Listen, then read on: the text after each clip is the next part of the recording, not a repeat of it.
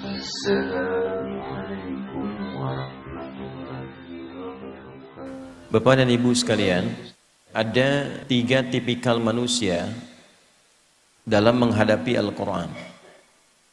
Ketika berinteraksi dengan Al-Quran, ada 3 golongan manusia. Yang ketiga-tiganya ini nanti dipertunjukkan oleh Allah Subhanahu wa Ta'ala tentang keistimewaan dan keagungan Al-Quran. Dan ketika ditampakkan ini, tetap terjadi 3 bagian golongan ini. Karena sholat berjamaah itu selalu memberikan kesan tersendiri. Jadi apa yang dibacakan oleh imam, seringkali aktualnya itu beriringan dengan kebutuhan kita saat mendengar ayat itu. Jadi imam itu tidak mudah, Bu. Imam sholat ya yang saya maksudkan. Itu tidak mudah. Karena terkadang begini, kita sudah merencanakan satu ayat, satu surah yang mau kita baca, setelah waladhdallin bisa berubah. Ya.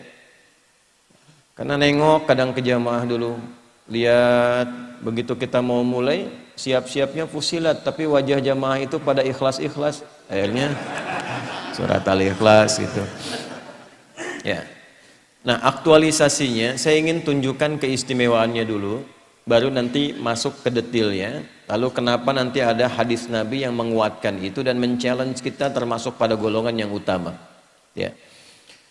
Yang pertama, kita coba di brainstorming dulu, coba digali dulu cara berpikir kita supaya benar menempatkan Al-Quran itu sebagai mukjizat, bukan sekedar kita bacaan.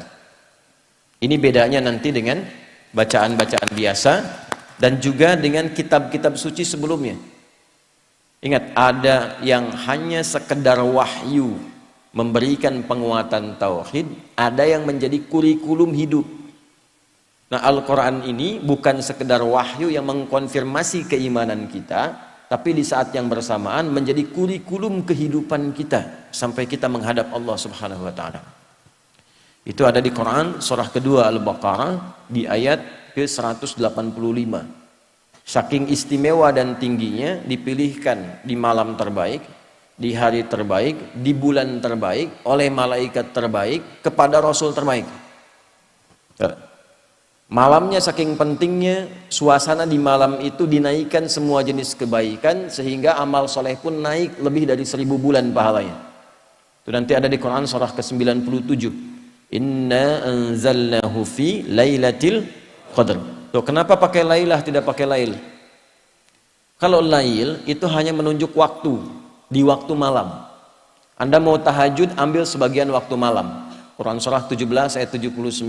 Wa minal laili fatahajjad bi. Dari sebagian malam, waktu yang cukup panjang itu, ambil sebagian untuk menunaikan tahajud.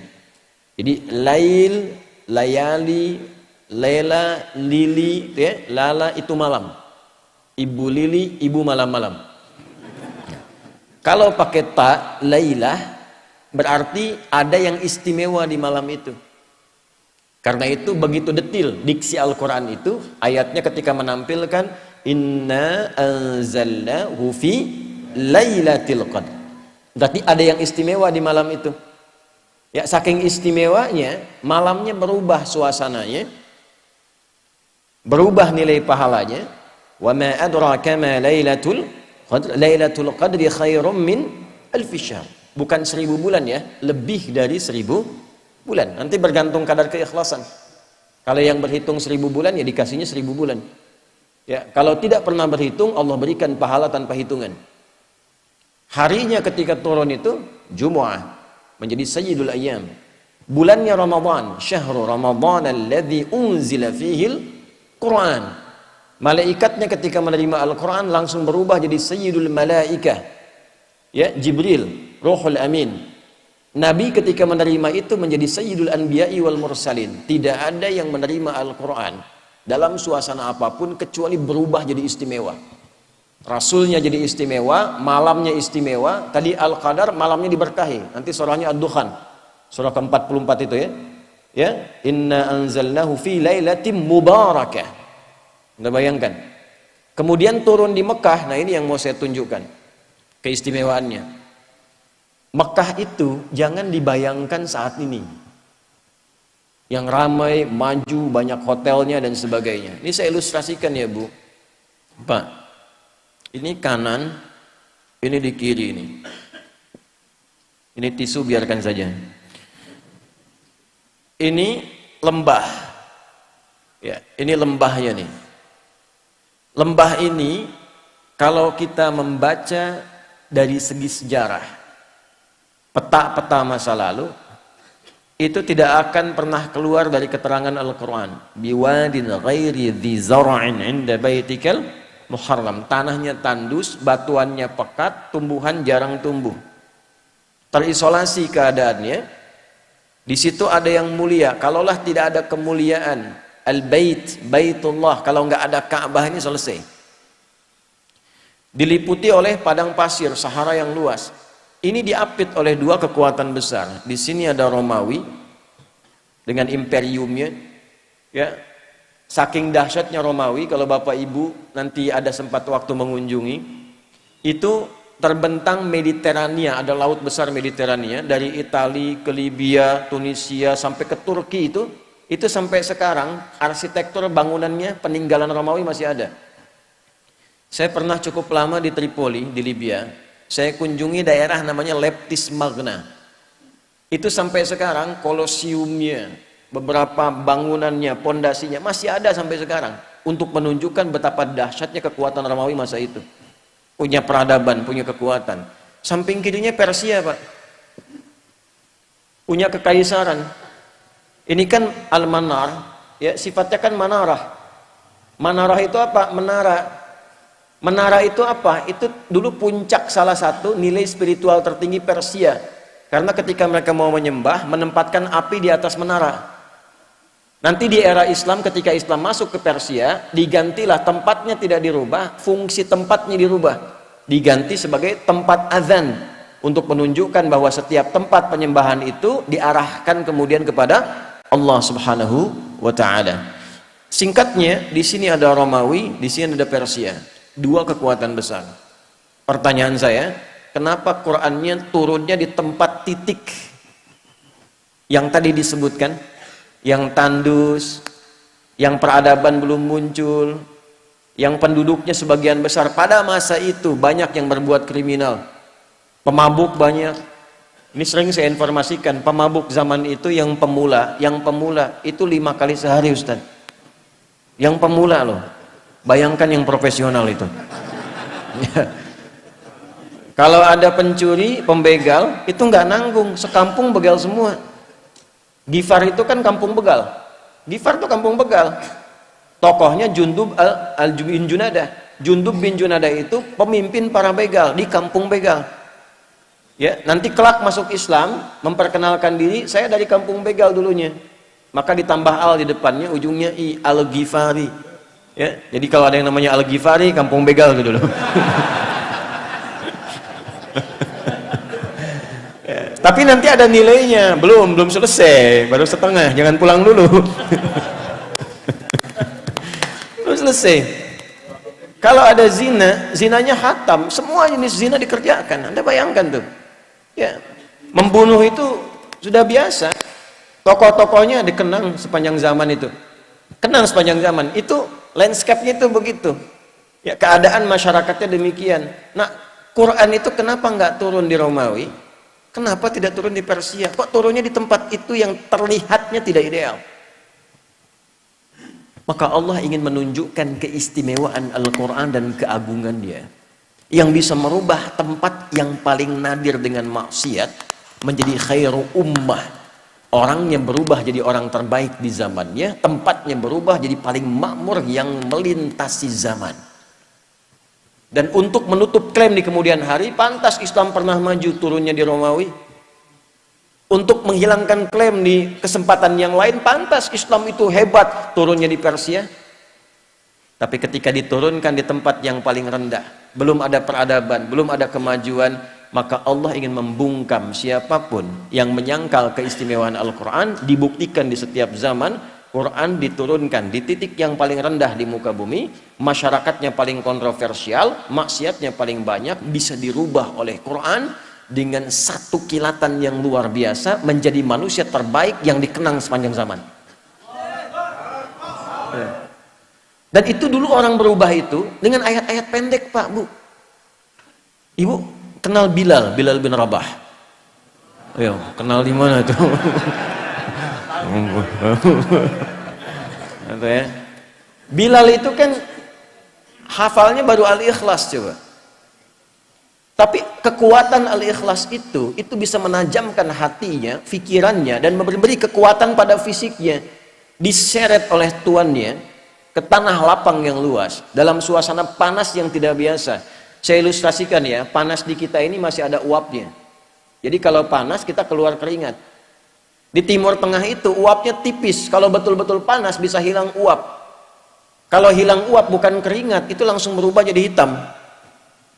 Karena uapnya tipis. Jadi kalau Anda simpan kerupuk, kalau di sini mengkerut, di sana terbakar. Ya. Dipanaskan batu, disimpan di dadanya, dalam suasana panas dicambuk, dikatakan irtad. Jawabannya apa? Ahad. Irtad, ahad. Irtad, ahad. Ya, kamu murtad, ahad. Enggak, Tuhan saya esa, qul huwallahu ahad. Itu kalimat satu kata di surat Al-Ikhlas menajamkan hatinya, menguatkan pikirannya, memberikan semangat luar biasa pada fisiknya. Dan datang anugerah Allah. Umar itu cuma 2 huruf berubahnya. Siapa Umar sebelum masuk Islam tuh? Anda paham semua, baca sirahnya, baca sejarahnya. Jangan dilihat Umar sekedar setelah masuk Islamnya, lihat perubahannya. Bagaimana Al-Quran merubah pribadi seseorang menjadi istimewa. Itu kedahsyatan Al-Quran. Umar kan dulu luar biasa sebelum masuk Islam, bahkan berkeinginan membunuh Nabi kan. Di perjalanan yang sangat luar biasa, sebelumnya Nabi doakan diantara 2 Umar kan, memohon pada Allah kebaikan. Di perjalanan hanya mendapatkan informasi saudarinya masuk Islam. Saat sampai ke tempatnya hanya terdengar 2 kalimat dulu tuh, Toha. Anda bayangkan, Toha itu menajamkan sanubarinya, merasakan frekuensi getaran yang tinggi, itu memperlemah semangat buruknya, tiba-tiba tergetar dan berubah jadi baik.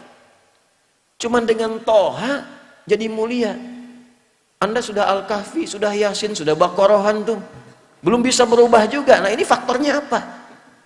Kenapa orang dulu mendapatkan cahaya Quran begitu dalam dan merubah tampilan jadi istimewa dan langsung turun kesaksian Allah? Yang mahal tuh ini. Nanti pindah ke Quran surah ketiga Ali Imran ayat 110. Persaksiannya langsung menggunakan bentuk fi'il madhi untuk memberikan inspirasi mudhari.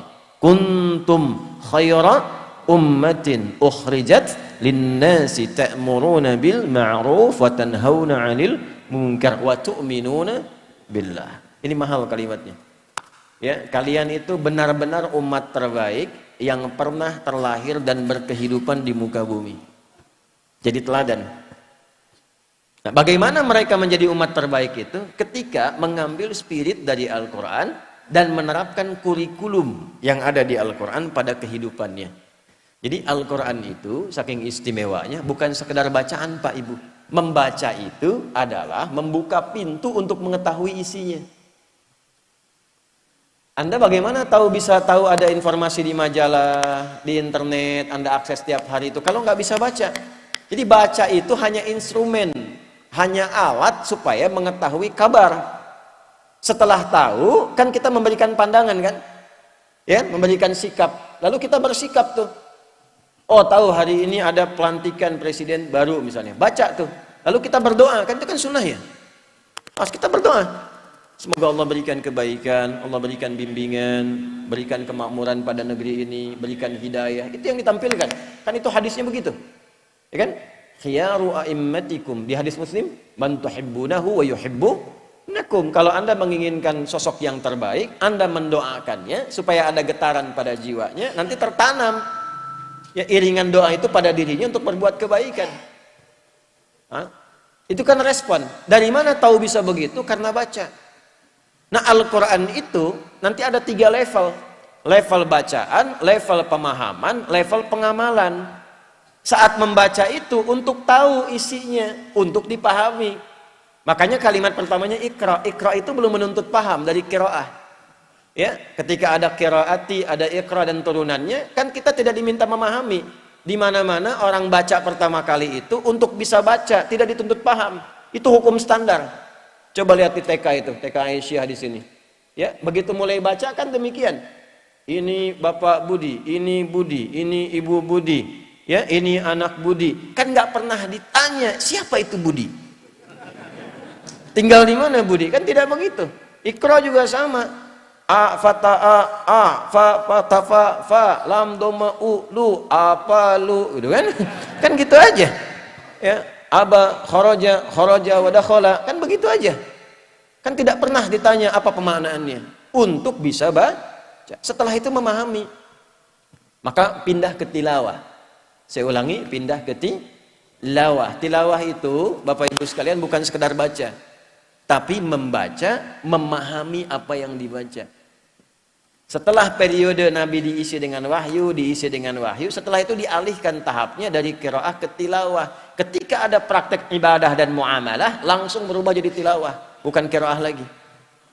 Ya, contoh, sholat ini. Sholat itu ketika ayatnya turun berupa perintah penunaian, itu iringan kalimatnya bukan qiraah lagi, tapi tilawah. Buka Quran surah ke-29, Al-Ankabut ayat ke-45. Saya yakin umumnya jamaah hafal tengah-tengahnya, tapi awalnya jarang dibaca. Ini yang tengahnya nih. Innas sholata tanha. Apa awal ayatnya? Tuh kan? Awal ayatnya utlu ma uhiya ilaika minal kitab wa aqimis sholah. Innas sholata tanha 'anil fahsya'i wal munkar. Utlu kata perintah dari kata tilawah. Tala yatlu tilawatan utlu. Wahyu pertama, iqra bismi rabbikal ladzi khalaq. Setelah terkumpul wahyu ada perintah ibadah, utlu. Apa bedanya qiraah dengan tilawah? Kenapa turun qiraah di awal iqra bukan utlu? Karena qiraah itu hanya perintah untuk menghadirkan apa yang diingat atau membaca yang di hadapan, tanpa menuntut memahami apa yang dibaca itu. Kenapa wahyu pertama itu iqra bukan utslu? Karena Nabi Muhammad itu jangankan paham, baca aja nggak bisa.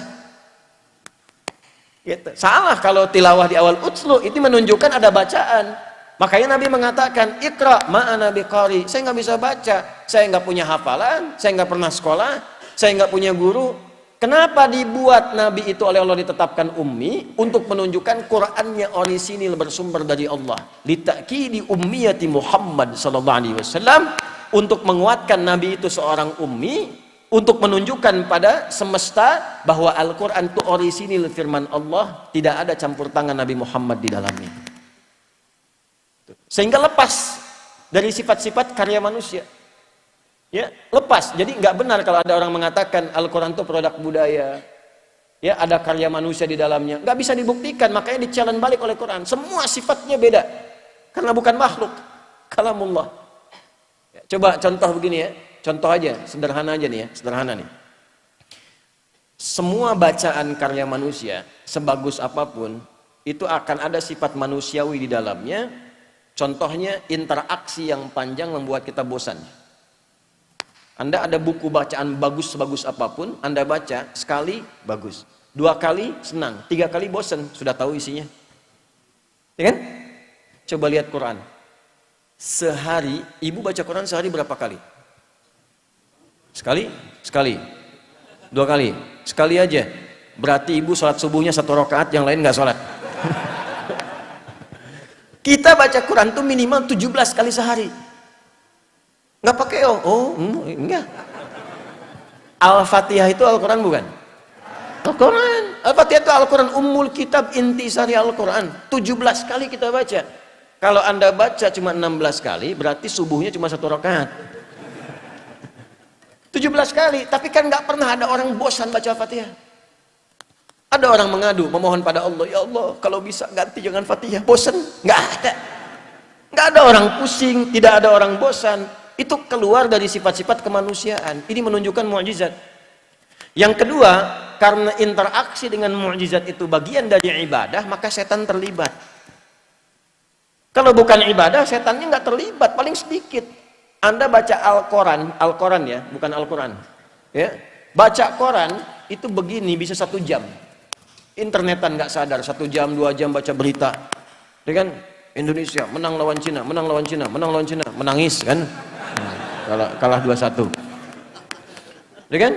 Bisa 2 jam tuh, ya bisa 1 jam, 2 jam, 3 jam baca Al-Quran 10 menit ngantuk Anda. Nggak percaya silahkan tuh. Ya, baca surat Al-Fajr, baru masak ayat 27 tuh, ya ayat Tuhan nafsul mutmainnah irji'i ila rabbiki. Oh, bener. Ngantuk kan tuh. 10 menit tuh. Kenapa? Karena ada yang terlibat di luar interaksi kemanusiaan. Setannya masuk. Nggak ada punya sifat seperti itu. Setiap hurufnya, setiap kalimatnya. Dan yang dahsyat di Al-Quran itu ketika tersusun dari Al-Fatihah sampai An-Nas, semua isinya topik kehidupan ketika diurutkan dari manusia belum terlahir sampai meninggal sampai pulang kepada Allah. Bahkan para ulama membuat topik yang paling luar biasa sekarang, makanya diletakkan sebagai panduan detil dari turunan Al-Quran. Kenapa Sahih Al-Bukhari? Karena Imam Al-Bukhari mengurutkan topik-topik dalam Al-Quran disertai tafsir ringkas dari hadis Nabi menjadi panduan kehidupan. Ini yang belum banyak disadari oleh umat Islam. Tahunya kitab hadis saja. Padahal kitab hadis itu dibagi 4. Kualifikasinya ada 4. Ada jami', ada sunan, ada musnad, ada mu'jam. Beda, cara mengaksesnya beda. Kitab Imam Al-Bukhari itu disebutnya dengan jami', bukan sunan. Al-Jami' As-Sahih Al-Musnad Al-Mukhtasar min umuri Rasulillah sallallahu alaihi wasallam wa sunanihi wa ayyamihi. Itu namanya. Coba ulangi.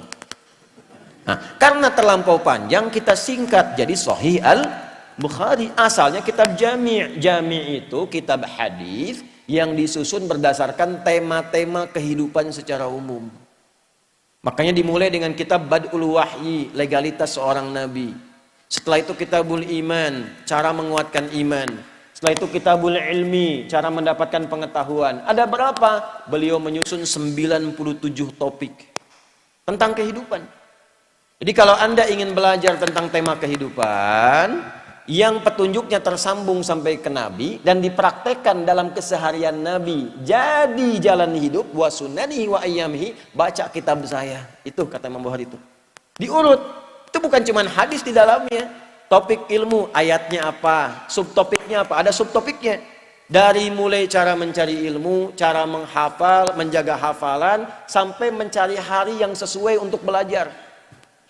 Coba, ibu kan ada pengajian ibu-ibu kan? Ada ya? Hari apa biasanya? Pertanyaan saya, Nabi milih hari apa untuk ngajar ibu-ibu? Itu ada bu, ada sunnahnya. Sampai ketika ibu-ibu datang kepada Nabi, ya Rasulullah enak laki-laki ya, belajar hadis gampang, pengen ini gampang. Kami bagaimana? Kata Nabi, tetapkan hari A di kediamannya si B. Membahasnya ini. Datang ibu-ibu bawa anak, langsung direspon oleh Nabi. Nabi langsung komen bu. Dan sahabat-sahabat perempuan langsung like and subscribe. Nggak komen lagi. Ya, begitu bawa anak, kata Nabi, seorang ibu yang kemudian mendedikasikan pengabdiannya untuk merawat anaknya supaya dekat dengan Allah bima ma'na fit tafsir, ya, maka anak-anak itu akan menjadi hijab baginya di akhirat kelak dari neraka. Seorang ibu datang bawa 2 anak, ya Rasulullah kalau 2 bagaimana? Karena yang Nabi sebut 3 kan tadi. Ya Allah, ya Rasulullah saya 2. Kata Nabi, isnaini. 2 pun begitu, 2 pun begitu, 2 pun begitu. Disebutkan detil, langsung solutif. Berdasar kebutuhan.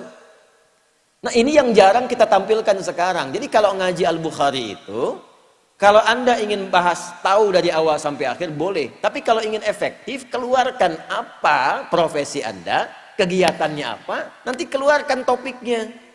Contoh begini, ini ada pedagang, pebisnis. Tidak harus semua dibahas. Topik bisnis keluarkan. Pernah nggak ngaji ayat Quran yang membimbing bisnis itu apa? Hadis-hadisnya apa? Keluarkan Kitabul Buyu'. Bimbingan dari Al-Quran dan hadis mengantarkan pada bisnis yang sukses dan membahagiakan. Tidak pernah ada sahabat, tidak pernah ada tabi'in, dan orang-orang sukses yang kita kenang sebagai orang kaya luar biasa yang mengamalkan petunjuk itu dalam pekerjaannya, kecuali dagang dan bisnisnya tidak pernah kembali modal. Selalu kembali untung. Tidak pernah kembali modal, selalu untung. Ya, saya mengatakan ini karena saya meriset, Pak. Saya riset, Abdurrahman bin Auf itu pernah saya riset. Dari mulai modal pakaian, mempraktekkan petunjuk bisnis dalam Al-Quran, dipraktekkan petunjuk nabinya, jadi orang paling kaya di masanya, yang kalau kita hitung valuasi hartanya, nilai hartanya di era sekarang, itu saat meninggal mewariskan 14.000 triliun. Gitu. VOC aja sampai 11.000. VOC itu konsorsium. Ya, saya tahu karena pernah menduduki markas VOC di Belanda 20 menit tuh. Waktu ke sana kita riset itu konsorsium 11.000. Abdurrahman bin Auf satu orang itu 14.000 triliun. Utsman bin Affan radhiyallahu taala anhu asetnya masih ada sampai sekarang. Anda kalau umrah lewat itu, ya, jalur itu pasti melewati satu hotel warnanya krem, itu tulisannya jelas wakaf Utsman bin Affan radhiyallahu taala anhu. Wakaf. Bisa nggak Anda membayangkan dari satu sumur, ada kebun di situ, satu sumur diwakafkan, lalu berganti masa dialih fungsikan, itu sekarang jadi hotel. Dibukakan akun di Bank Saudi atas nama Utsman bin Affan radhiyallahu taala anhu. Setiap ada penghasilan dimasukkan ke situ, disedekahkan untuk kepentingan umat Islam. Orangnya sudah wafat 15 abad yang lalu, nggak ada orangnya, akunnya ada. Kita orangnya ada, akunnya nggak ada. Ada cek. Nah itu yang merubah itu apa? Al-Quran. Sehingga sahabat itu, mereka punya passion, punya bakat, dialirkan dan jadi pilihan. Kan 4 ya, Anda tinggal lihat di 4 ini. 1 kedudukan, ilmu yang kedua, 3 harta, yang keempat tenaga. Anda mau pilih yang mana? Tentukan salah satu. Tentukan salah satu dari 4 ini. Ya, di kedudukan silakan. Ya, dari yang paling tinggi misalnya dari presiden, jadi gubernur, jadi wali kota sampai ke bawahnya terus gitu. Nanti lihat belajar pedomannya bagaimana jadi pemimpin yang baik, turunkan. Maka di situ kita punya tokohnya, ada Abu Bakar, ada Umar dan turunan-turunannya, sejahtera. Setiap di copy paste di generasi setelahnya makmur. Karena memang tidak dibatasi di waktu tertentu. Silahkan Anda cek. Di era Umar bin Abdul Aziz kan bukan eranya sahabat. Hebat juga. Luar biasa juga, sampai masa keemasan dibawa. Terbalik ketika Qur'annya ditinggalkan, malas ngajinya, hadisnya jauh, selesai. Jatuh. Silahkan cek dalam sejarah. Masa-masa keemasan, orang-orang Islam pada masa itu ketika dekat dengan Al-Quran. Ulamanya masih didengar, dijaga, diamalkan, ilmuwan makin banyak, sampai ke Andalusia, sampai di Iberia, sampai Mensibua, sampai disebutkannya peradaban Islam di Spanyol, peradaban Islam di Portugal, peradaban Islam di A, B, C, dan sebagainya. Kapan? Ketika dekat dengan Al-Quran. Ketika Qurannya mulai jauh, mulai sibuk dengan dunia, jatuh. Nah ini yang mau saya tekankan di bagian yang pertama. Ilmu silahkan, kita punya tokohnya. Ada Ali bin Abi Thalib, ada sahabat Abu Hurairah radhiyallahu taala anhum jami'an. Ya. Kemudian di babnya apa lagi? Harta, ada Utsman bin Affan, Abdurrahman bin Auf, ada Talhah dan sebagainya. Bab tenaga siapa? Ada Bilal bin Rabah. Apa Bilal pernah dikenal sebagai crazy rich di zaman Nabi? Tidak. Bagawan pengetahuan? Tidak. Punya kedudukan? Tidak. Apa pekerjaannya? Adzan. Tapi pernah nggak Anda mendengar begini? Bilal cemburu pada hartanya Utsman? Pernah? Tidak. Bilal cemburu pada ilmunya Ali? Pernah? Tidak. Kenapa? Karena mereka sudah memutuskan pilihan. Saya memilih yang ini sebagai bekal pulang kepada Allah. Jadi nggak ada cemburu pada yang lain karena punya jalan hidup. Saya memilih adzan. Kenapa? Karena saat adzan Allahu Akbar, Allahu Akbar. Begitu selesai Nabi komen, aku mendengar suara tapak kaki Bilal itu di taman surga. Dan dari teriakannya itu dipanjangkan lehernya, kata kiasan. Maksudnya diberikan keutamaan dari suara adzannya. Bilal begitu dengar, adzan aja saya udah ke surga. Ngapain saya capek kayak Utsman itu kan? Makanya beliau pilih itu, jadi kebanggaan. Anda bayangkan, setelah Nabi meninggal, itu dikejar-kejar, dicari Pak Bilal ada di mana. Sembunyi mempertahankan passionnya. Sembunyi, ditawari ketua Mahkamah Agung. Tuh. Anda bayangkan, itu kan penawarannya tinggi, itu hakim agung tertinggi, ditawarin, ngumpet di pedalaman. Akhirnya karena nggak bisa, bagaimana dirayunya? Adzan aja deh. Baru mau datang. Jadi tapi begitu sampai asyhadu anna Muhammadar Rasulullah, pingsan. Karena membayangkan kenangan bersama Nabi, membayangkan keutamaan. Akhirnya balik lagi. Jadi kebanggaan. Itu kalau diolah Ustadz Fatur ya, di Majelis Tabligh itu jadi fikih marbot. Bangga sebagai seorang muadzin. Ya, dan sudah khatam. Jadi nggak berpikir yang lain lagi. Rizki kan sudah teratur. Asal Anda bergerak, Allah kirimkan. Profesi itu kan cuma perbedaan dalam mencarinya saja. Yang dosen, yang arsitek, yang dokter, itu cuma perbedaan dalam mencarinya. Kuota rizkinya teratur. Walladzi qaddara fahada. Telah ditetapkan, diberi petunjuk, tinggal ikhtiar, rizki dapat. Jadi biasa-biasa saja. Orang dulu tuh biasa-biasa saja, menganggap Abdurrahman bin Auf biasa-biasa saja. Kata Nabi, ya, ini kalimat yang sangat viral ini. Kalimat sangat viral. Beliau itu tidak khawatir dengan orang Islam yang kaya, karena kaya itu biasa saja. Yang khawatir itu yang tak mampu memanage kekayaannya. Jadi biasa-biasa saja, tidak usah berlebihan. Sama saja dengan yang ngambil tenaga, dengan yang ngambil ilmu, dengan yang ngambil kedudukan. Yang membedakan cara memanage, cara mengolahnya. Kalau kita punya fikihnya jadi kebanggaan. Oh, Bapak cuma adzan? Iya. Saya punya sanad ke Bilal bin Rabah. Bacakan hadisnya. Dan itu kan jadi kebanggaan tersendiri. Fikihnya ada, jalannya ada. Nah, ini yang ingin saya tekankan dari nilai-nilai Al-Quran. Nah, Bapak Ibu sekalian, kita akan mulai dari satu hadis. Dari motivasi ini kita evaluasi dulu. Sejauh kita membaca Al-Quran, atau bahasa paling tepatnya gini, sepanjang, karena di sini di sepanjang nih. Sepanjang kita berinteraksi dengan Al-Quran, bagian mana yang sudah menjadi manar? Mana yang sudah mencerahkan kehidupan kita untuk berubah menjadi pribadi yang lebih baik? Yuk kita lihat dalam hadis Nabi tercantum di Sahih Al-Bukhari nomor hadis 5027. Kita mulai dari hadis ini. Ini tadi saya pengantar ya, baru mukaddimah nih. Ini isinya ini. Jadi saya mulai gambarkan landscape-nya dulu supaya terbayang, oh dulu orang baca Quran begini, berubah jadi begini. Kalau kaya betulan, levelnya tertinggi. Kan ada 3 levelnya, masih ingat? Kaya banget, kebangetan kayanya. Nah ini kok levelnya paling tinggi gitu, kok bisa orang jadi paling kaya, kesibukannya hanya menyantuni aja, gitu kan? Kok bisa orang ilmunya banyak, saking banyaknya, hampir semua ilmu bisa dikuasai, dan seterusnya.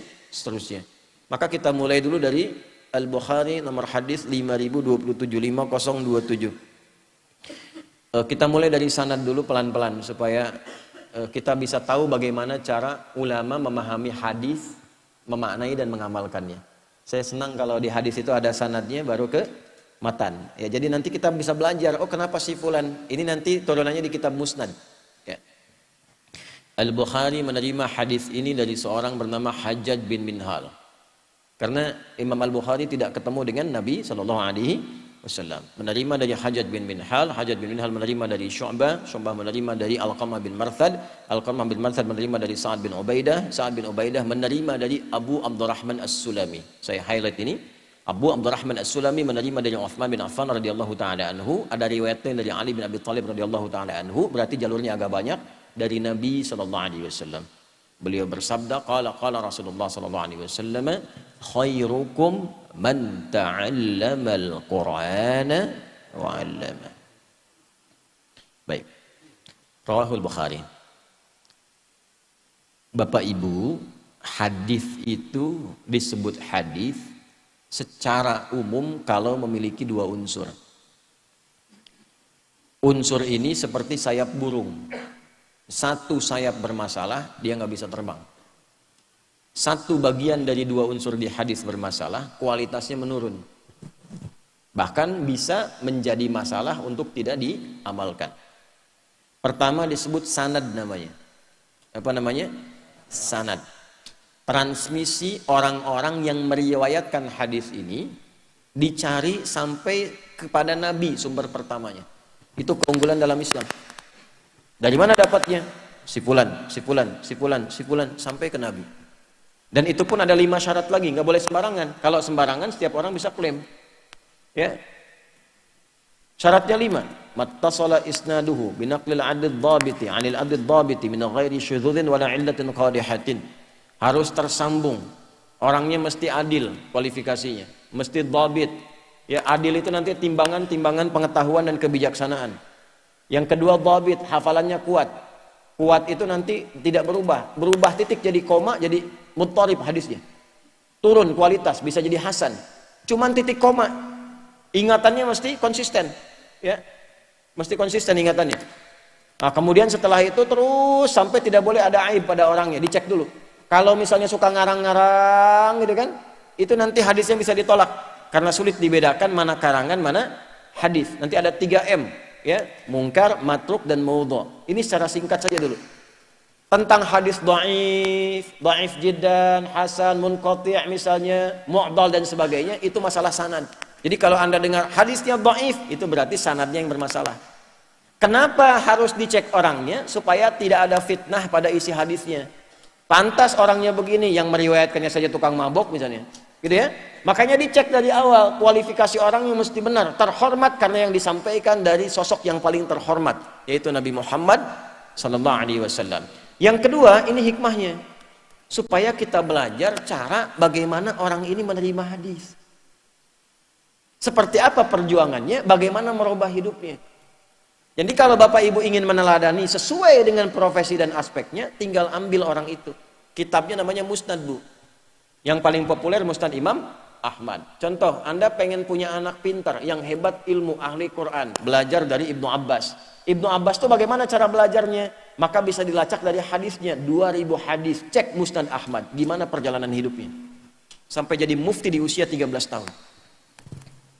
Ibu perempuan di Aisyah, berapa banyak ibu sudah ngaji hadis-hadisnya Sayyidah Aisyah. Orang taunya beliau istri Nabi. Lupa kalau beliau itu seorang mufti perempuan. Lupa kalau beliau ahli kedokteran. Itu lihat figurnya, ahli kedokteran. Itu Sayyidah Aisyah. Seorang mufti, seorang pengajar, seorang dosen di kalangan sahabat. Sayyidah Aisyah. Sayyidah Fatimah itu perawat, Bu. Nurse. She was nurse. Ya, beliau seorang perawat, ahli di bidang perawatan. Itu Sayyidah Fatimah radhiyallahu ta'ala anha. Berapa hadis yang diriwayatkan? Antum seorang apa? Cek aja profesinya apa, lacak di kitabnya, lihat bagaimana perjalanan hidupnya, keluarkan hadis-hadisnya. Begitu cara kita mendalaminya. Nah, ini Abu Abdurrahman As-Sulami, ini sosok orang yang paling banyak terlibat dalam periwayatan hadis-hadis terkait Al-Quran.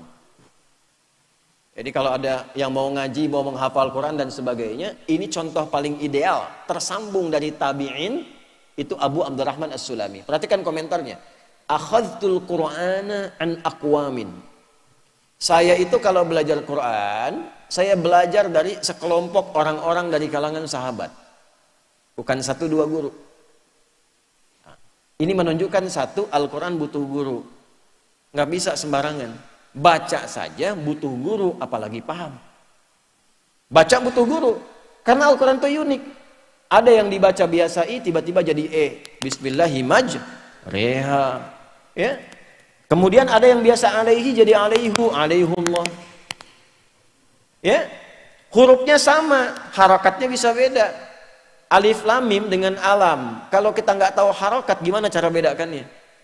Panjangnya, pendeknya dan sebagainya. Mesti ada guru. Itu keutamaan Al-Quran, sehingga terjaga antara bacaan, hafalan dengan tulisan. Saling mengkonfirmasi. Itu satu. Yang kedua, Bapak Ibu, ini yang paling menarik nih. Saya belajar itu tidak pernah melampaui 5 ayat, paling banyak pun 10. Lalu saya pahami, diajarkan oleh para sahabat, ini artinya ini, maknanya ini, artinya ini, maknanya ini.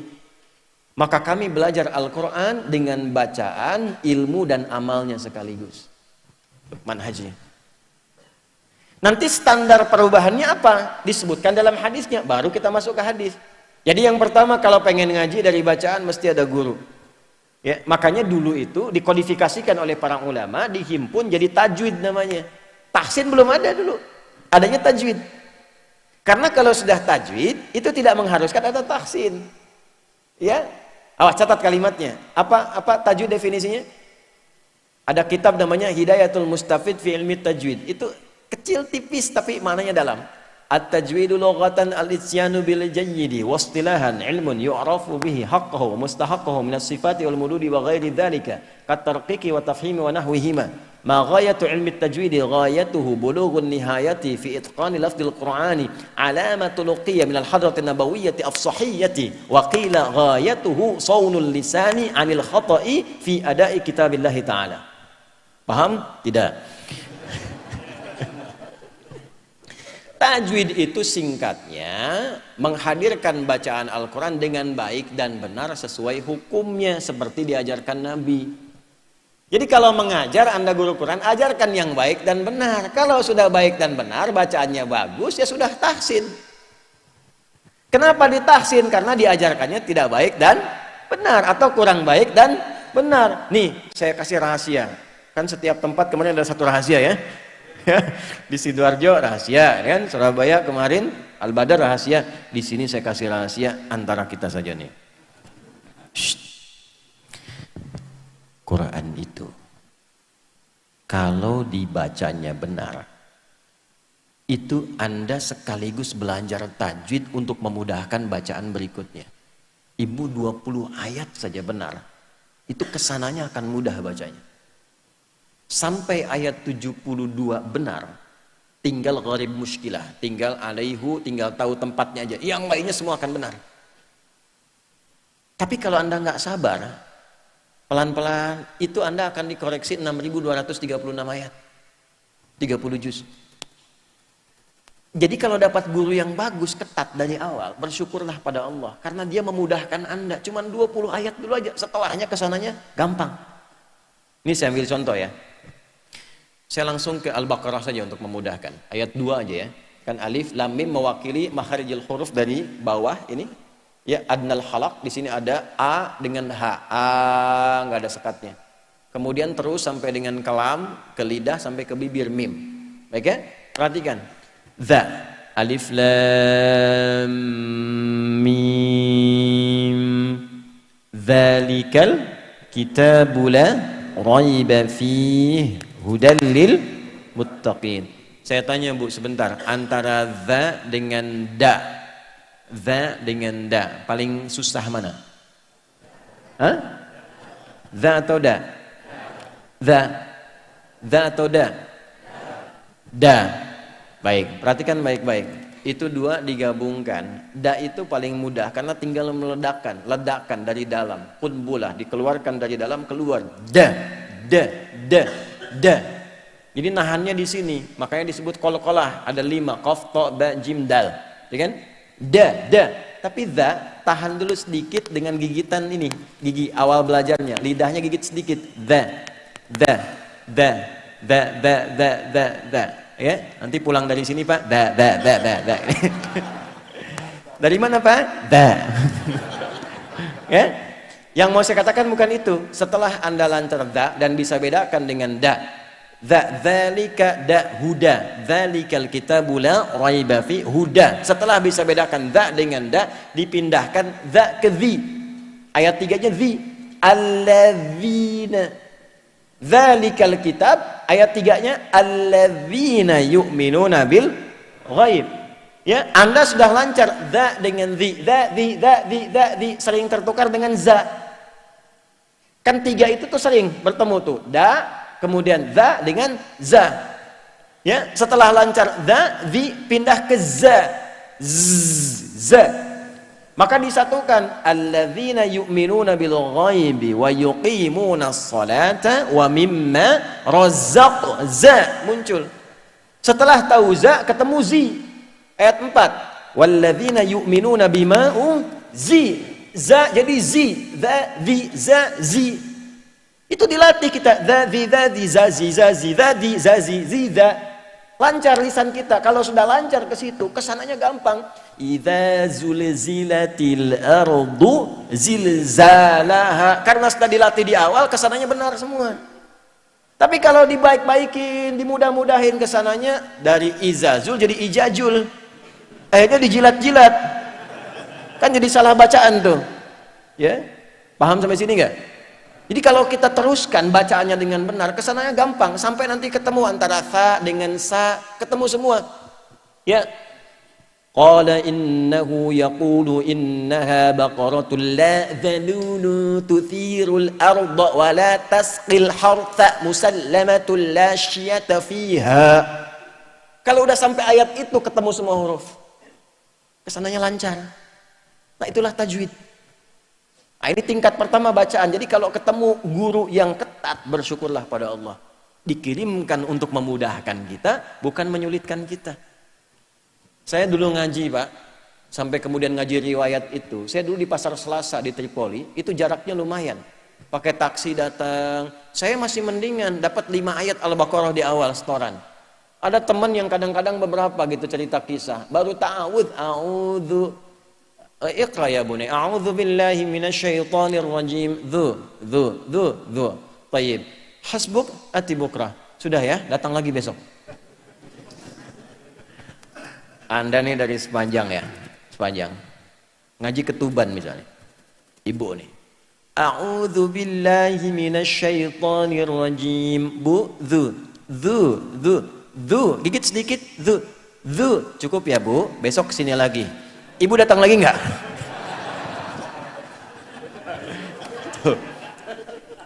Guru yang bagus tuh placement test dulu tuh, kayak TOEFL begitu kan, dicek dulu suruh baca.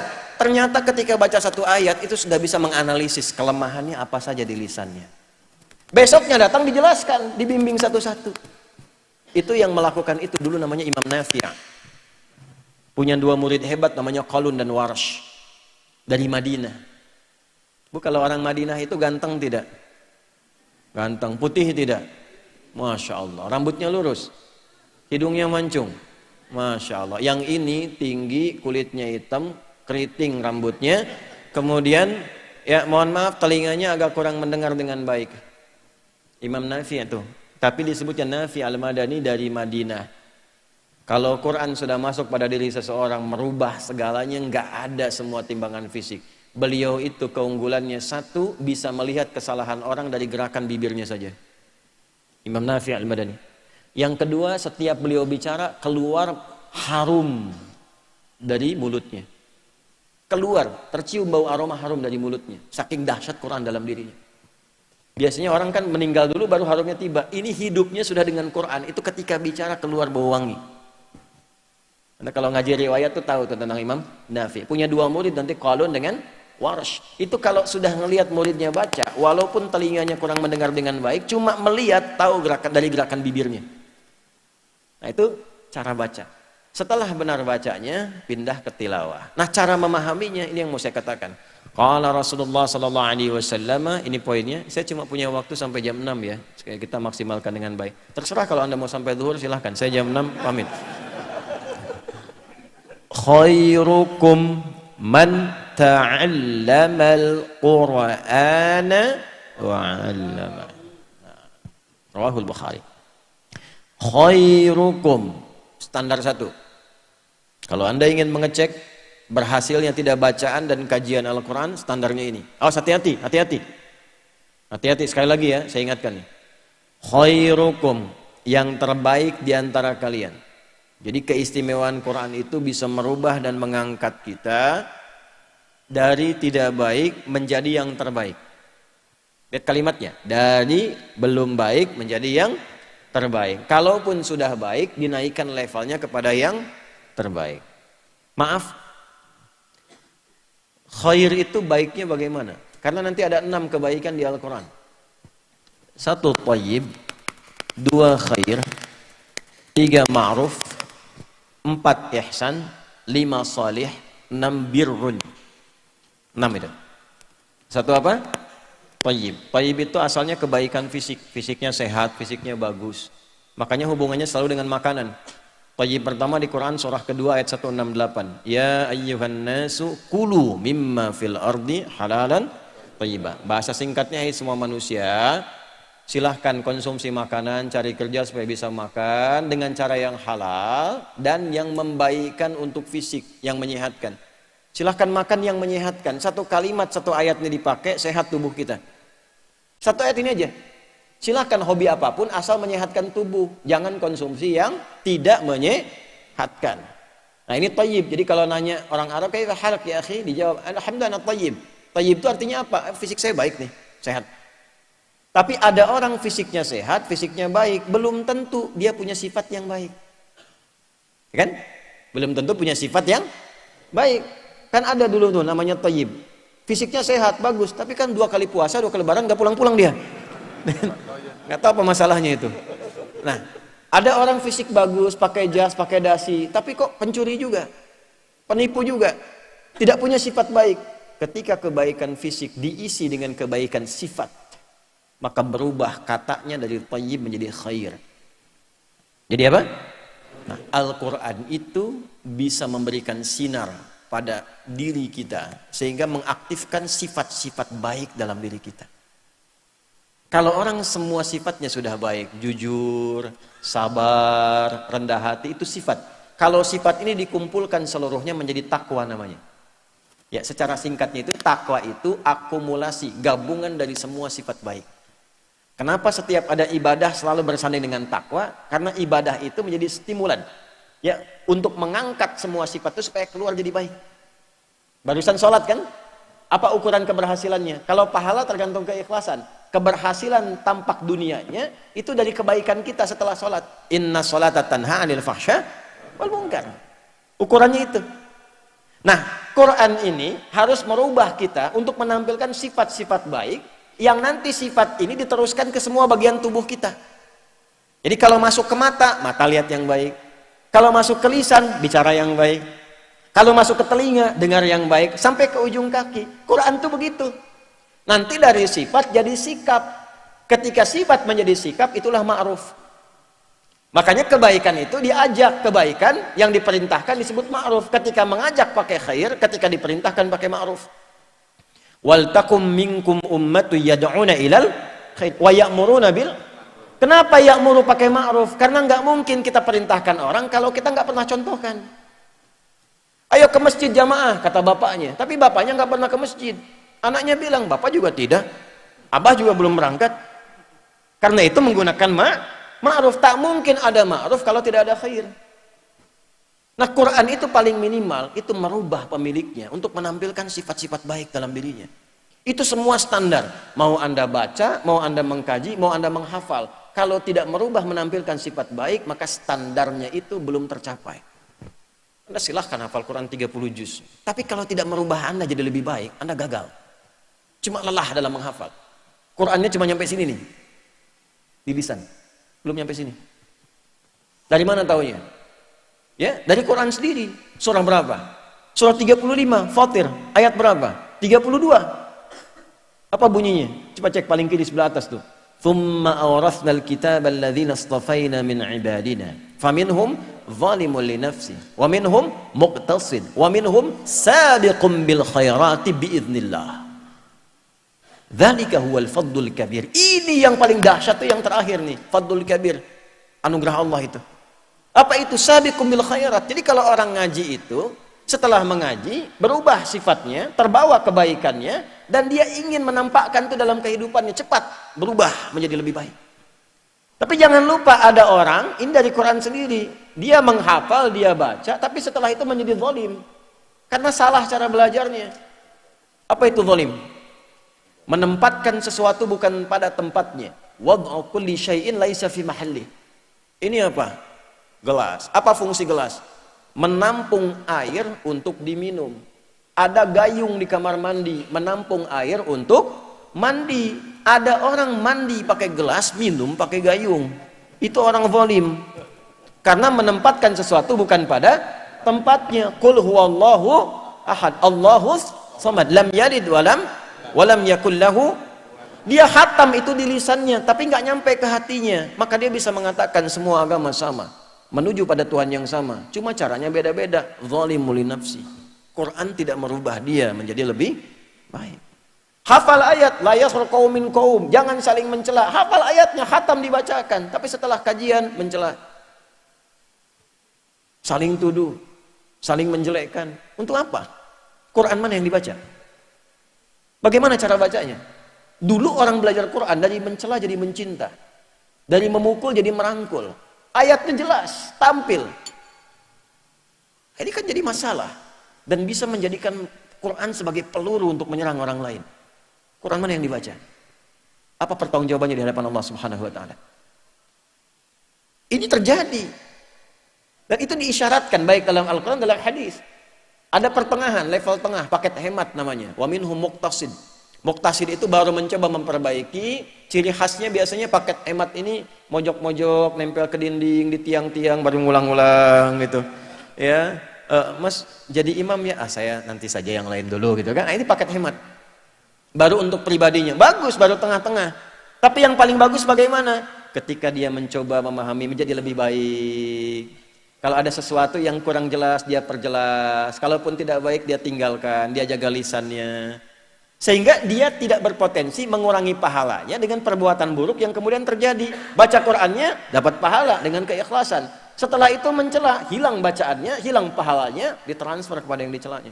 Hadis Muslim. Nah ini jadi PR kita sekarang ini. Ya, jadi jangan berharap dulu persatuan, kalau menata diri pun belum maksimal. Bagaimana menjadi pribadi Qur'ani yang baik itu? Nah, jadi bagian pertamanya khair. Nah, cara belajar untuk sampai ke tahap itu bagaimana? Itu ada levelnya. Ya, kritik aja ada levelnya. Pedas level 1, pedas level 2, gitu kan? Manis level 1. Quran itu ada levelnya. Maka yang pertama, ta'allama. Belajarnya mesti ta'allum. Ada ta'allama, ada tafaqqaha, ada darasa. Itu beda. Ya, darasa ya drusu darsan wa dirasatan, tempatnya disebut dengan madrasah. Ngajinya yang benar ya, kembalikan ke kitabnya. Saya sampai sekarang masih ngaji Bu, Pak. Sampai sekarang, kitab-kitab tuh baca. Saya kalau ngaji tafsir, itu kitab-kitab yang ada, itu saya beli dari kitab-kitab, saya jejerkan tuh. Dari yang klasik sampai yang kontemporer. Dari At-Tabari, Tanwirul Mikbasnya Ibnu Abbas, terus sampai ke yang Tahrir wa Tanwirnya Ibnu Asyur. Disertasi saya itu mengkaji tafsir 30 juz. Tahrir wa Tanwir, Al-Ilalun Nahwiyah, inda Tahir Muhammad Tahir bin Asyur, min khilali tafsirihi At-Tahrir wa Tanwir. Itu dijejerkan tuh. Ada yang nggak ada tapi videonya ada. Seperti Syekh Sya'rawi, jejerkan. 1, 2, 3, 4. Terus satukan. Nah, ini kitab yang kita tampilkan. Ya kalau mengandalkan terjemah, mengandalkan Google saja, repot nanti. Nggak maksimal. Untuk memudahkan, nanti kita gambarkan. Makanya sering kadang-kadang ada papan tulis untuk menguraikan. Supaya bisa divisualisasikan. Intisarinya ini. Itu dari kitab itu. Ya, bukan dari YouTube, bukan dari Google. Ya, ngajinya bukan tabayatubu, YouTuban. Gitu kan? Tak-taka yutaktiku, tektokan. Gitu kan? Fasbaka yufesbiku, Facebookan. Gitu ya. Kita kembalikan ke sharaf. Kalau ngaji sharaf. Nahu kita ngaji. Dari jurumiyah sampai alfiyah. Al-kalamu wa lafdul mufidu bil wad'i wa aqsamu thalathatun ismun wa filun wa harfun wa amal ismu wa kalimatun dalat ala manan fi nafsi, dan seterusnya sampai ke alfiyah. Ya, wala Muhammadun huwa ibnu Maliki. Apalagi?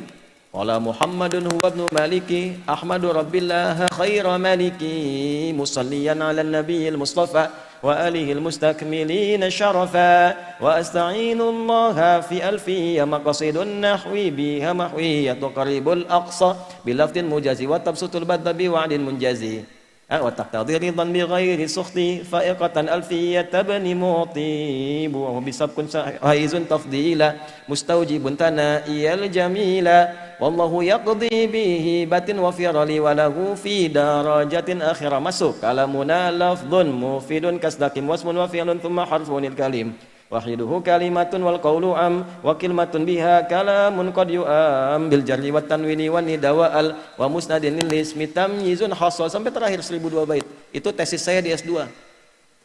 S2 saya itu alfiyah, S3-nya Quran. Jadi saya itu dari kecil mencintai Quran, memulai dari bahasa. Karena semua ulama mulai dari bahasa. Tidak mungkin tahu Quran dari kalau nggak berbahasa. Baru talaqi. Saya ngambil tafsirnya dari Al-Azhar, Syekh Al-Azhar, Syekh Tantawi Jauhari. Ngaji langsung dari beliau. Di masjid Bu'oth waktu itu. Jadi pulang saya dihadiahi kitab tafsirnya Al-Wasit. Kemudian kita berangkat lagi ngaji fikih. Fikih ngaji di mana? Ada Syekh Wahbah masih hidup, saya ngaji dengan Syekh Wahbah. Alhamdulillah dua guru saya ini terakhir kami bertemu sebelum meninggal di stasiun TV yang sama. Jadi saya ngasuh kajian di stasiun TV Tawasul namanya di Libya. Itu Syekh Tantawi sebelum meninggal datang, kami di satu channel yang sama. Syekh Wahbah sebelum meninggal pun di channel yang sama. Kita ngaji 4 mazhab. Ngaji itu begitu. Nah, kenapa saya cerita ini? Saya mau cerita tentang kalimat hadis nabinya. Kalau kita ingin berubah jadi baik, Darosa itu baru pengantar. Darosa itu mengeja, lihat terjemahan sebagai pengantar. Tapi kalau ingin isinya merubah kita lebih baik, rubah menjadi ta'allama. Khairukum man ta'allama. Apa itu ta'allama? Satu, ada ta'nya. Dua, ada alima. Tiga, ada tasdidnya. Tiga ini yang kita bahas dengan cepat. Ta, dalam ilmu sharaf itu ada beberapa makna. Di antara makna utamanya adalah menunjukkan pada kesungguhan dan keseriusan. Jadi kalau mau ngaji Quran itu mesti sungguh-sungguh, mesti serius, tidak bisa setengah-setengah. Ya, walaupun sekedar membaca, sungguh-sungguh. Kalau kita niatkan sungguh-sungguh, nanti Qurannya datang. Kalau setengah-setengah, pilih-pilih, seenaknya saja, tidak konsisten, susah. Kajian tafsir juga begitu, nanti diuji itu. Ya, mesti ada kesungguhan yang pertama. Yang kedua, ada ilmunya yang dicari, bukan sekedar bacaannya. Apa petunjuk pengetahuan yang ada di dalamnya sebagai pedoman kita berkehidupan. Contoh begini, ya, bedakan ngaji derasan. Ngaji derasan itu ngaji biasa untuk khataman ya, dengan ngaji pengetahuan.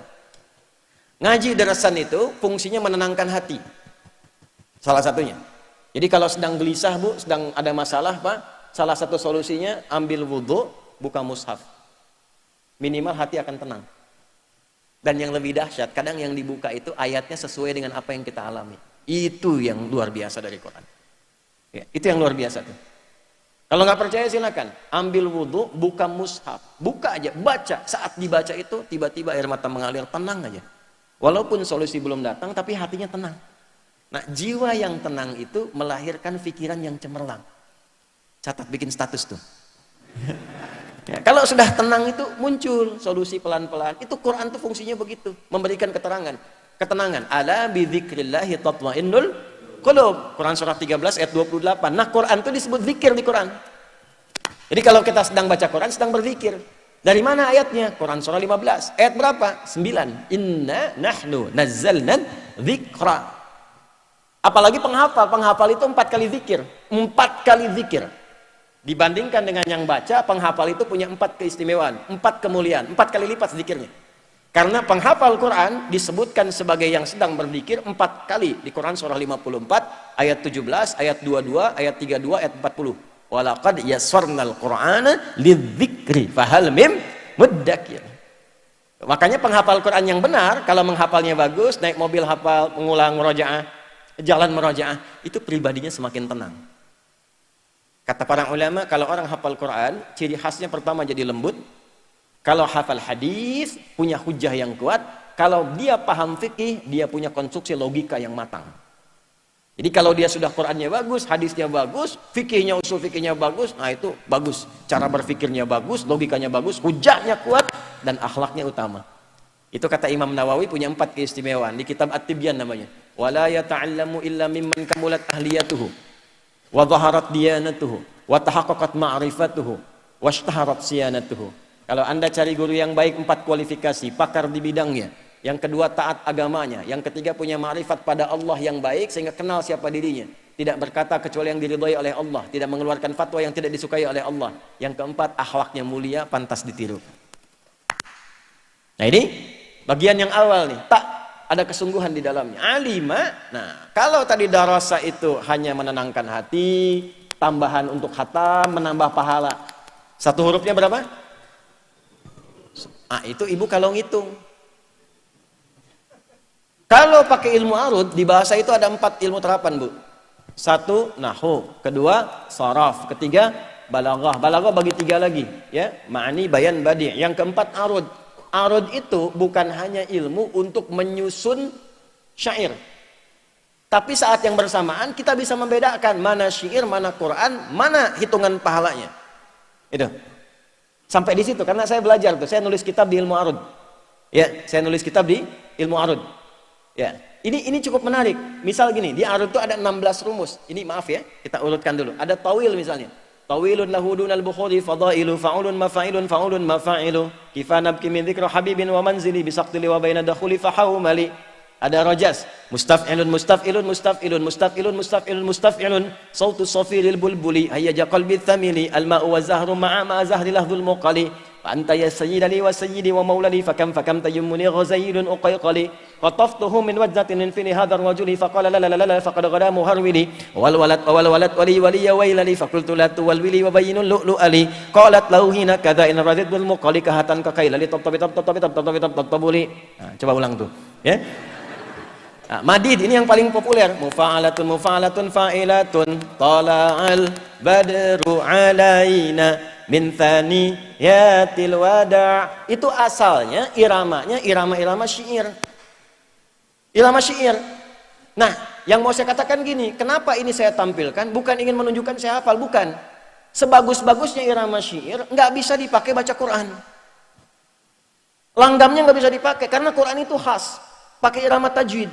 Nggak bisa dipakai irama syair. Abdurrahman bin Auf, Abdullah bin Mas'ud apalagi tuh, Ubay bin Ka'ab luar biasa. Abdullah bin Mas'ud pernah diminta oleh Nabi bacain Quran saking bagusnya. Sebagus-bagus bacaan sahabat nggak pernah pakai irama syair. Anda pernah nggak misalnya dengar surat Ad-Duha dibaca pakai iramanya madid? Yang Thala al-Badru. Wadduha wal-laili idza saja. Nggak ada. Kabur jemaah. Nah ini untuk membedakan terapan kaidahnya bagaimana. Jangan pakai bacaan Quran dengan langgam yang aneh-aneh. Jadi tidak perlu ada langgam Sunda, langgam Jawa, langgam ini nggak usah karena Quran punya langgamnya sendiri yaitu tajwid. Tajwid itu dahsyatnya kalau Anda baca panjang pendeknya keluar algoritma kita pribadi dalam bacaan Quran. Itulah dahsyatnya Al-Quran. Keluar algoritmanya. Ciri khas kita baca itu keluar. Jadi paham, oh ini Ustadz Fulan, oh ini Ibu Fulan. Walaupun kelihatan bacaan biasa, tapi iramanya khas. Jadi gak usah terlampau kreatif yang melahirkan persoalan. Imam Masjid Al-Manar membaca di kesempatan maghrib, irama Maluk Tadali.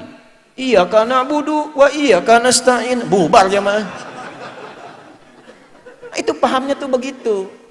Jadi syair itu nanti unsurnya 4 itu. Ada khayal, imajinasi, ada fasohah, kefasihan, ada usdub gaya. Yang keempat ada musiqah, ada musiknya, ada iramanya. Itulah sebabnya ketika Barat mengcopy paste itu, ditarik ke mereka, ditemukan notasi. Jadi apa kemudian? C, D, E, F, G, A, B, C, G, A, B, C, D, E, F, G, D, F, G, A, B, C, D, A, B, C, D, F, G, A, F, G, A, B, C, D, E, B, C, D, F, G, A, B, F, G, A, B, C, D, A, F, G, A, B, C, di situ jadi irama nanti jadi notasi, jadi not balok dan sebagainya. Itu ditarik lagi jadi musik murni. Itu bedanya tuh dulu. Di framing sama orang, Quran sama dengan musik. Nah, itu yang salah tuh. Dosa tuh, sampai di akhirat tuh dihisab tuh. Ya, kalau saya sudah abaikan. Saya enggak ada. Kalau yang nggak penting tuh abaikan saja. Nggak penting abaikan. Jaga diri kita. Kita itu punya musuh satu, jangan ditambah-tambah. Setan tuh udah berat banget gitu. Udah berat banget tuh, dalam tidur masuk, nah ini masuk, nggak usah ditambah-tambah. Yang nggak penting tuh abaikan saja. Kan masing-masing bertanggung jawab di hadapan Allah. Bertanggung jawab loh, masing-masing bertanggung jawab di hadapan. Perbaiki diri kita yang baik. Nah maka dari itu, saya ingin katakan satu untuk mengukur Quran itu benar bagaimana bacaannya. Satu. Jadi nggak benar, jangan baca Quran diiringi musik tertentu, langgam tertentu, itu nggak betul. Saya nggak terlalu suka musik tuh, nggak terlalu suka. Ya bukan berarti menyimpulkan hukum beda dan sebagainya. Saya menghargai hukum, tapi karena kita di Quran frekuensinya beda. Saya jalurnya lebih senang ke Quran. Ya. Nah, tapi saya riset tentang itu untuk tahu hukum. Nah, yang paling menarik Bapak Ibu tadi bicara pahala. Di ilmu arud tuh begini, yang dibaca itu yang dituliskan. Bukan yang ditulis disimpulkan jumlahnya. Gini, alif lam mim. Hurufnya berapa? 3 yang ditulis, 1, 2, 3. Tapi yang dibaca alif, alifun, arud itu begitu. Alifun, alifun itu berapa hurufnya? 3 lagi. Ya, alifun, alifun. Alifnya itu ketika dapat harokat ada hamzahnya. Hamzah berapa huruf? 4 huruf sendiri. Ha, mim, zal, zai dengan ta. Jadi kalau setiap huruf ada 3 huruf lagi, ada 4 huruf lagi, ada sekian huruf lagi. Alif lam mim itu berapa huruf jadinya? Tidak terbatas. Orang yang baca Quran dengan hitungan alif lam mim 30 nih, tulis 30.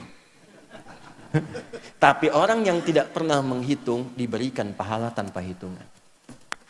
Itu yang dimaksud man qara'a harfan min kitabillah falahu asyru hasanat. Nah, asyru hasanat itu bahasa standar, 10 itu standar. Paling standarnya 10. Itu turunan dari mana? Quran surat 6. Ayat berapa? 160. Man jaa'a bil hasanati falahu asyru amthaliha. Kalau ke sedekah ayat 261, surat berapa? Surat kedua. biasanya dihitungnya 700 kan? Ayatnya itu belum sempurna karena dipotong di tengah. Matsalul ladzina yunfiquna amwalahum fi sabilillah kamatsali habbah ambatat sab'a sanabil fi kulli sumbulatin mi'atu habbah. Cuma sampai sini dipotongnya Ustaz. 1 kali 7 kali 100 700. Enggak diteruskan ayatnya. Kalau diteruskan wallahu yudha'ifu liman yasha. Siapa lima yasha di situ? Yang tidak pernah berhitung. Anda infak Jumatan tuh misalnya di Almanar ada kotak jalan. Itu bukan mobil-mobilan ya. Tak infak tuh. Tak infak. Anda masukkan 1000, dihitung 700. Lumayan 700.000. Ditulis 700.000. Tapi bagi yang tidak pernah berhitung, mungkin dikalikannya bisa 1 miliar, 2 miliar, bergantung kadar keikhlasannya. Baca ayatnya lengkapi gitu. Nah, itu jarang kita ulas. Kenapa? Karena baru darosa, belum ta'allama. Jadi itu menambah keikhlasan sekaligus meningkatkan kualitas iman.